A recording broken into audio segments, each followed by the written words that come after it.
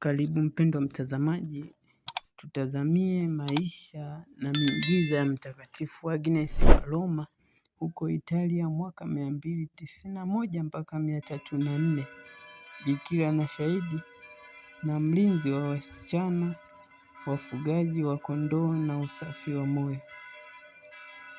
Mtakatifu Agnes alikuwa msichana wa miaka 12 hadi 13 wa familia tajiri ya Kirumi. Alikataa kuolewa na wana wa magavana kwa sababu ameshaposa na Kristo. Aliteswa na kuuawa mwaka 304 wakati wa dhuluma ya Diocletian. Miujiza yake ilithibitisha kwamba usafi wa moyo una nguvu kuliko upanga wa Kaisari. Miujiza ya Agnes. Miujiza mitano mikubwa ya mtakatifu Agnes. Muujiza wa kwanza, nywele zilizoongezeka kufunika mwili wake mwaka 304.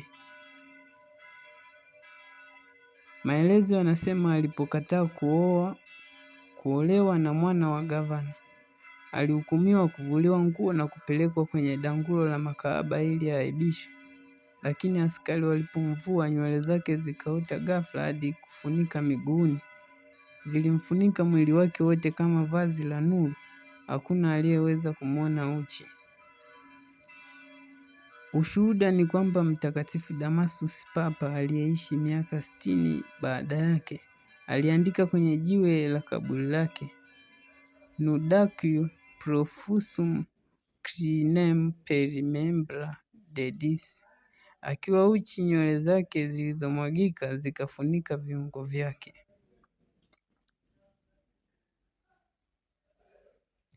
Muujiza wa pili, nuru ya mbinguni ilipofusha wanaume wabaya mwaka 304. Maelezo yanasema alipopelekwa danguloni, mwanaume mmoja alijaribu kumgusa kwa tamaa. Mara nuru kali kama umeme ikatoka mbinguni ikampiga, akaanguka chini amepofuka. Wengine wote wakaogopa na kukimbia. Agnes akabaki salama. Ushuhuda wa Mtakatifu Agustino aliandika miaka 100 baadaye, Lupana la Ingresa Agnes non perdidint coronam. Aliingia danguloni, Agnes hakupoteza taji lake.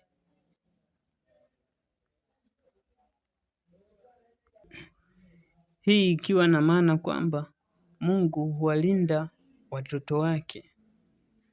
Muujiza wa tatu, kumfufua mwana wa gavana mwaka 304. Yule kijana aliyepofushwa na nuru alirudi tena na marafiki kumziaki Agnes. Alipomkaribia kwa dharau, alianguka chini amekufa ghafla. Baba yake gavana akaja akilia. Akamwomba Agnes, kama Mungu wako ni kweli, muombe amrudishe. Agnes akasujudu akasali.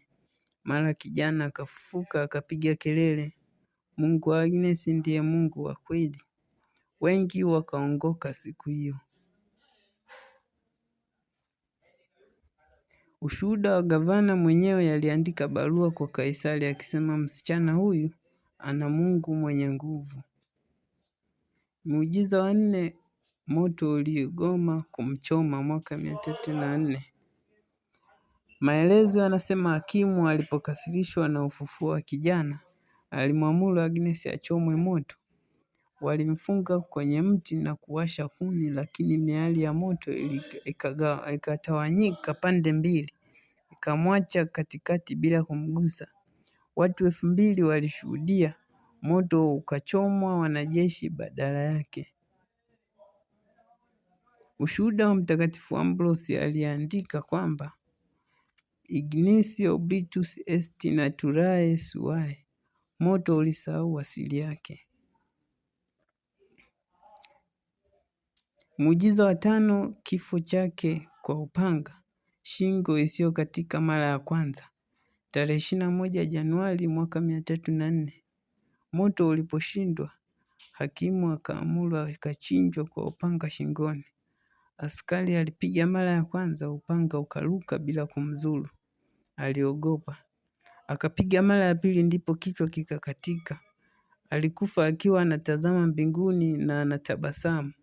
Damu yake ilimwagika na Wakristo wakaiokota kwa heshima. Ushuhuda ni kwamba wazazi wake walizika mwili wake kando ya njia ya Nomentana. Usiku huo wakaona kundi la mabikira wakiwa na taa, Agnes katikati yao na mwanakondoo akiwaambia, msilie, mimi nipo na bwana harusi wangu milele. Kifo cha watakatifu ni cha thamani machoni pa Bwana. Rejea Zaburi ya 116 aya 15. Agnes hakufa, aliondoka kwenye harusi yake ya mbinguni. Mpendwa mtazamaji, maelezo ya vazi la pallium ni kitambaa cheupe chenye misalaba 6 mieusi kinachovaliwa na papa na maaskofu wakuu.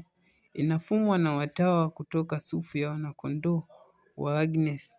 Ishara askofu ni mchungaji kama Kristo na lazima awe msafi kama Agnes. Historia ya Agnes inatufundisha kwamba usafi una nguvu. Dunia inasema uchi ni maendeleo. Agnes anasema kujisitiri ni miujiza. Umri si kigezo cha utakatifu. Unaweza kuwa mtakatifu sasa. Mungu hafanyi upande. Kifo ni harusi. Sala kwa mtakatifu Agnes. Mtakatifu Agnes, bibi harusi wa Kristo, uliyelinda usafi wako kwa damu. Utulinde sisi wasichana wa Tanzania dhidi ya tamaa, mimba za utotoni na ndoa za kulazimisha. Tufundishe kusema la kwa dhambi na ndio kwa Yesu. Amina. Thamani yetu ni sura na si roho.